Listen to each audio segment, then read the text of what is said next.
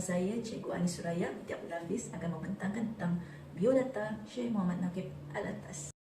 Penuh beliau adalah Profesor Tan Sri Dr. Syed Muhammad Al-Naqib bin Ali bin Abdullah bin Muhsin Al-Attas.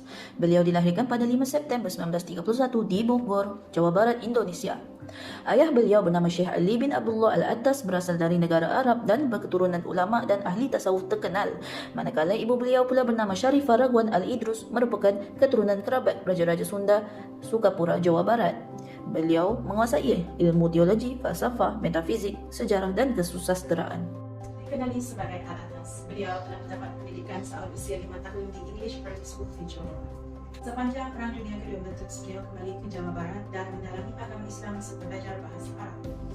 Setelah tamat Perang Dunia Kedua, beliau kembali ke Johor untuk melanjutkan pelajaran beliau ke Bukit Zara School dan seterusnya ke English College di Johor. Beliau sangat bangga kerana telah dilatih oleh seorang pegawai British tinggi Melayu untuk mengikuti latihan keputeraan England pada 1952 sehingga tahun 1950. Pada tahun 1957 sehingga 1959, Syekh Naqib Al-Attas telah melanjutkan pengajiannya di Universiti Malaya Singapura. Beliau telah ditawarkan beasiswa untuk melanjutkan pengajian sarjananya di Universiti McGill, Montreal, Kanada pada tahun 1960 sehingga tahun 1962. Beliau berjaya mendapatkan PhD pada tahun 1965 di School of Oriental and African Studies, University London. Syekh Muhammad Naqib Al-Attas merupakan seorang tokoh yang berwibawa dalam menjalankan tugasnya sebagai seorang dekan Fakulti Kesenian di Universiti Malaya. Pemilihan tokoh ini berdasarkan reformasi yang telah diperjuangkan oleh beliau. Antaranya ialah mahukan setiap bahagian fakulti bekerjasama dan berundi untuk merancang serta menyusun aktiviti akademik pelajar. Naqib Al-Attas memperjuangkan bahasa Melayu sebagai bahasa pengajaran di peringkat universiti semasa beliau menjadi dekan di Universiti Kebangsaan Malaysia Banyak. Dia juga menjalankan kaedah integrasi pengajian bahasa dan budaya Melayu supaya sebarang kajian terhadap peranan dan pengaruh Islam terhadap budaya dan bahasa dapat dilakukan dengan jelas. Maka dengan itu, Al-Attas mengasaskan Institut Bahasa Kebudayaan Kesusasteraan Melayu IBKKM pada tahun 1973. Syekh Naqib Al-Attas dalam bidang pemikiran Islam kontemporari dan pendidikan Islam. Beliau bukan sahaja ilmuwan, cendekiawan negarawan, bahkan muncul sebagai stigmata yang jarang sekali dilahirkan dalam kalangan umat Islam pada era kini. Beliau juga memperjuangkan pandangan kritis lebih-lebih lagi libatkan konsep Islam, budaya dan bahasa Melayu. Dalam pada itu, beliau juga memperjuangkan dunia akademik dalam proses Islamisasi ilmu. Sumbang bakti Al-Attas dalam pelibatan kajian sejarah dan asal Melayu moden sangat besar. Beliau merupakan sosok yang bertanggungjawab dalam memformulasikan peranan bahasa Melayu. Usaha ini adalah merupakan salah satu faktor terpenting yang membawa bahasa Melayu sebagai bahasa rasmi Malaysia. Kehebatan Al-Attas sebagai tokoh ilmuwan tidak dapat disangkal lagi apabila pada tahun 1968 beliau bersama Tun Dr. Mahathir Mohamad terlibat sebagai jawatan kuasa pengajar utama Universiti Kebangsaan Malaysia UKM. Pada tahun 1970 beliau telah menggantikan bahasa Inggeris sebagai bahasa pengantar di UKM kepada bahasa Melayu.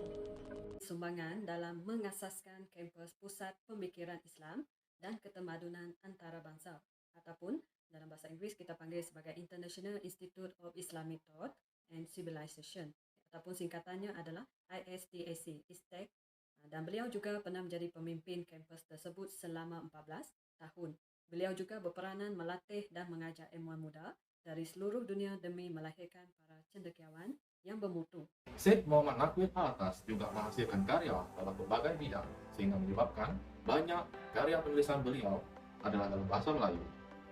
Hasil karya penulisan beliau kemudian diterjemahkan ke dalam bahasa asing untuk menjadi rujukan para cendekiawan dari seluruh pelosok dunia. Antara hasil karya penulisan beliau adalah seperti rangkaian rubaiyat yang diterbitkan pada tahun 1959, The Correct Date of the Terengganu Inscription yang diterbitkan pada tahun 1969, dan juga Islam dalam Sejarah dan Kebudayaan Melayu pada tahun 1972.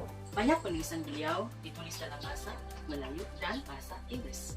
Beliau juga menjadi rujukan bagi para cendekiawan di seluruh pelosok dunia. Salah satu karya penulisan beliau ialah Rangkaian Saja yang diterbitkan oleh Persatuan Bahasa Melayu Universiti Melayu pada tahun 1968. Kesimpulannya, mengenali Syed Muhammad Naqvi Al-Atas serta pemikirannya tidak cukup dalam masa yang singkat. Bahkan untuk meneliti sumbangan dan jasanya yang sangat besar, mestilah memahami terlebih dahulu perjuangan dan impian beliau. Kita dapat lihat beliau telah menyumbangkan banyak perkara dalam peradaban Islam Melayu. Sumbangan dalam aspek budaya, pendidikan, seni dan juga pemikiran. Beliau dapat dijadikan satu rujukan sekaligus sebagai sumbangan yang sangat berharga. Sudah terang lagi bersulung bahawa Syed Muhammad Naqvi Al-Atas telah banyak menyumbangkan jasa beliau terhadap peradaban Islam Melayu. Dengan itu, beliau layak digelar sebagai pemikir besar dunia Islam kontemporari yang wajar dibanggakan oleh umat Islam dan juga kaum Melayu. Bahkan perjuangan beliau dalam mengislamisasikan ilmu wajar diteruskan dan diwarisi oleh golongan ilmuwan serta pemikir kini agar asas ketamadunan Melayu yang agung terus tegak berdiri dan akidah Islam menjulang tinggi.